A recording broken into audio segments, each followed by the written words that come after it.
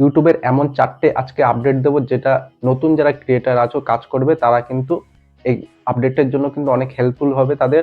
আর তাদের চ্যানেল যদি গ্রো করতে হয় তাহলে কিন্তু এই 4টে আপডেট যদি মেনে চলে তাহলে কিন্তু তাদের চ্যানেল বেশি তাড়াতাড়ি তারা গ্রো করতে পারবে। চলো জানা যাক তাহলে কি কি 4টে আপডেট। তার আগে ভিডিওটা যদি ভালো লাগে তাহলে লাইক করে দিও, কমেন্টে জানিও, আর চ্যানেলটাকে একটা সাবস্ক্রাইব করে দিও, কারণ আমি ইউটিউবে রিলেটেড এরকম ছোট ছোট আপডেট কিন্তু নতুন যারা ক্রিয়েটার আছে তাদের জন্য দিয়ে থাকি। প্রথম আপডেট হচ্ছে, ইউটিউবে যদি বেশি তাড়াতাড়ি কেউ গ্রো করতে যায় বা বেশি তাড়াতাড়ি তাদের চ্যানেলটাকে ভাইরাল করার চেষ্টা করতে চায়, তাহলে কিন্তু তাদের ট্রেন্ডিং টপিক কিন্তু ধরতে হবে।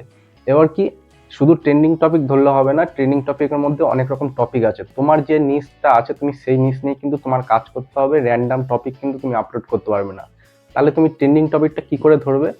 ট্রেন্ডিং টপিকটা ধরার কি, ট্রেন্ডিং যে টপিকটা কোনো আসবে, কোনো হয়তো ট্রেন্ডিং কোনো টপিক আসলো, তুমি সেই টপিকটাকে তোমার নিশের মধ্যে তুমি ক্রিয়েট করবে, তোমার নিশের মধ্যে আনার চেষ্টা করবে। তুমি যে টপিক নিয়ে কাজ করো সেই টপিক এর মধ্যে তুমি ওই ট্রেন্ডিং টপিকটা একটুখানি তোমার টপিকের মধ্যে আনার চেষ্টা করবে। সেইভাবে এনে যদি তুমি ভিডিও বানাতে পারো, ওই ট্রেন্ডিং টপিকটা তোমার নিশের মধ্যে তোমার টপিকের মধ্যে যদি মিশিয়ে নিতে পারো, তাহলে তোমার কিন্তু ট্রেন্ডিং টপিক কিন্তু তোমার যে অডিয়েন্স আছে বা তুমি যে টপিক নিয়ে কাজ করো সেই টপিকে কিন্তু একটা ট্রেন্ডিং টপিক কিন্তু বানানো হয়ে যাবে তোমার।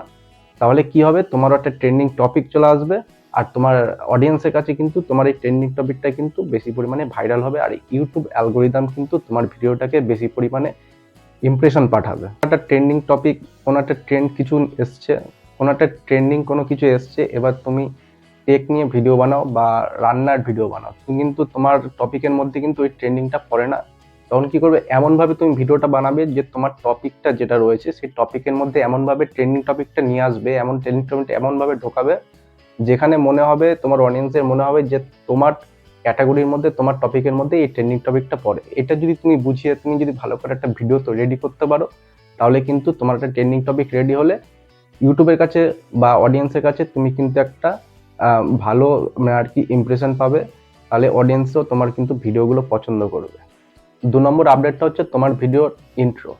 তোমার ভিডিওর ইন্ট্রো কিন্তু তোমার সেই আগে যেরকম অনেকে আছে যে পুরনো যারা ক্রিয়েটার আছে তারা কিন্তু আগে কিরকম হতো যে কম্পিটিশন ইউটিউবে কিন্তু অনেক কম ছিল, যে যেমন পারতো নিজের ভাবে নিজের মতন একটা বানিয়ে সে ইন্ট্রো দিত। কিরকম ইন্ট্রো দিত, যে হ্যালো বন্ধু কেমন আছো, আমি একটা নতুন ভিডিও নিয়ে আসলাম, নমস্কার বন্ধু কেমন আছো, আমি একটা নতুন ভিডিও নিয়ে আসছি, আজকে এই ভিডিও নিয়ে আসছি।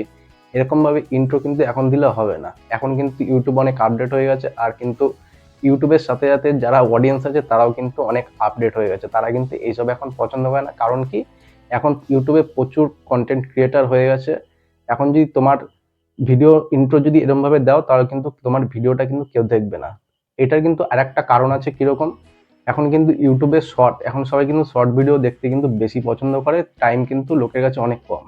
তোমার কি হবে, ইন্ট্রোর মধ্যে লং ভিডিও যদি তোমার ভাইরাল করতে হয়, লং ভিডিওর কাছে যদি তোমার অডিয়েন্স আনতে হয়, তাহলে কিন্তু তোমার ওই ইন্ট্রো 20 থেকে 30 সেকেন্ডের ইন্ট্রোটা বা 30-40 সেকেন্ডের যে যেরকমভাবে ইন্ট্রো দেয়, ইন্ট্রোর মধ্যে কিন্তু তোমার বুঝিয়ে দিতে হবে যে এই ভিডিওর মধ্যে তুমি কি বলতে চাইছো আর অডিয়েন্স কি কি এই ভিডিওর মধ্যে পাবে।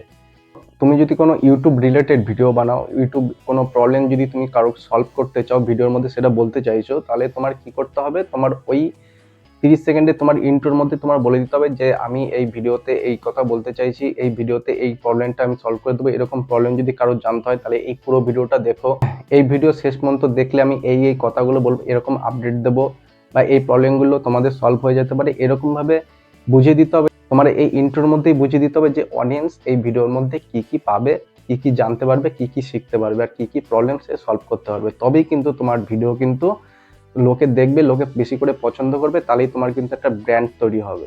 আগে যেরকম ইন্ট্রো দিত সেরকম ইন্ট্রো কিন্তু এখন দিলে হবে না, যে আমার নাম এই, আমার এই চ্যানেল, আমি এই নতুন ভিডিও নিয়ে এসেছি, এই লোগো, এরকম এরকম কিন্তু ইন্ট্রো দিলে কিন্তু এখন চলবে না। তোমার ইন্ট্রোতে কিন্তু ফার্স্ট বলে দিতে হবে যে পুরো ভিডিওর মধ্যে তুমি কি কি বলতে চাইছো, সেটাই তোমার কোয়েশ্চেনও রাখতে হবে, যে কোয়েশ্চেনের অ্যান্সারটা আমি কিন্তু ভিডিও শেষ পর্যন্ত দেখলে আমি ভিডিও শেষে দেবো। এরকমভাবে বলে কিন্তু তোমার অডিয়েন্সকে কিন্তু তোমার ধরে রাখতে হবে, এই হুকটা কিন্তু তোমার লাগাতে হবে, তবে কিন্তু তোমার ভিডিও অডিয়েন্স কিন্তু শেষ পর্যন্ত দেখবে।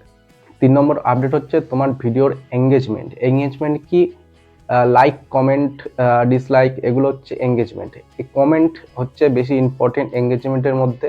তোমার ভিডিও দেখে যদি কেউ কমেন্ট করে বা 5-6টা কমেন্ট আসলো, সেগুলো রিপ্লাই দেওয়ার তুমি যদি চেষ্টা করো বা রিপ্লাই যদি তুমি ভালো মতন দিতে পারো, বা রিপ্লাই যদি তুমি দাও, তবে কিন্তু তোমার অডিয়েন্সের সাথে কিন্তু ভালো একটা এঙ্গেজমেন্ট তৈরি হবে।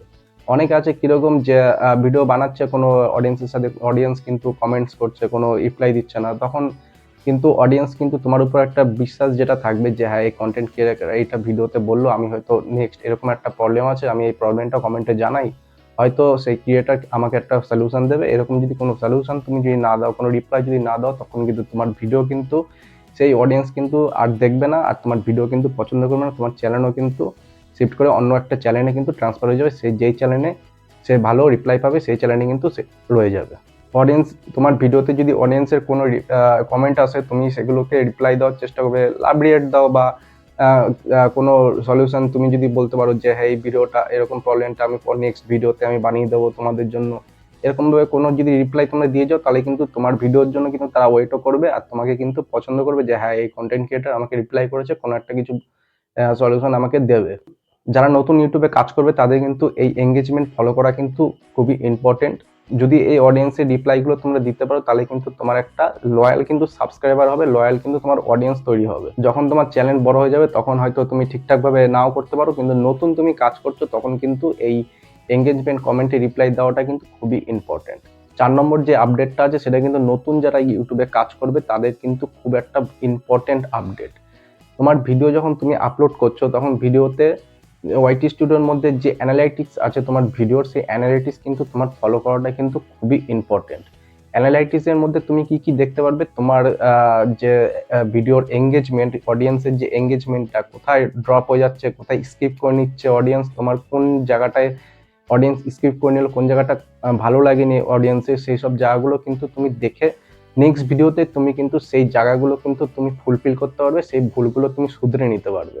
অডিয়েন্সের থাম্বনেলের যে ক্লিক করার সিটিআর কত পার্সেন্ট, অডিয়েন্স রিটেনশন, তারপরে অ্যাভারেজ ভিউ ডিউরেশন, এগুলো তুমি ভালো করে চেক করে কিন্তু অ্যানালাইটিক্সে বুঝতে পারবে যে অডিয়েন্স কি বিহেভ করছে তোমার ভিডিওটাকে, কোন কোন, তুমি এটাও দেখতে পারবে যে কোন টপিক কিন্তু তোমার অডিয়েন্স কোন কোন টপিক কিন্তু দেখতে পছন্দ করে, কিরকম ভিডিও দেখতে পছন্দ করে, তুমি সেইভাবে যদি ভিডিও তুমি আর নেক্সট আবার বানাতে পারো, তাহলে কিন্তু তোমার ভিডিও কিন্তু আরো ভাইরাল হওয়ার সম্ভাবনা থাকবে, আরো পছন্দ করবে তোমার ভিডিওটাকে।